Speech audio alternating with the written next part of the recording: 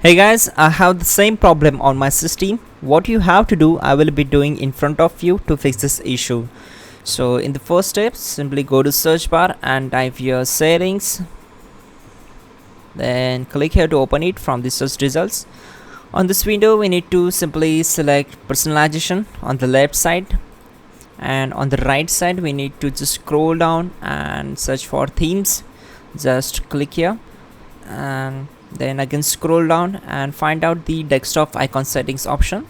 In the related settings, just click here, so it will open a new window that is desktop icon settings. So we need to select those icons which you want. Then for example, I will select computer, network, control panel and user files.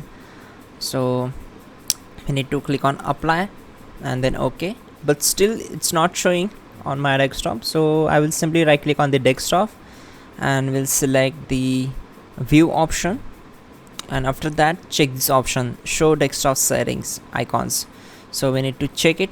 So here we go, the all applications and the icons are showing on our desktop. So that's it guys, your problem is solved, you're good to go.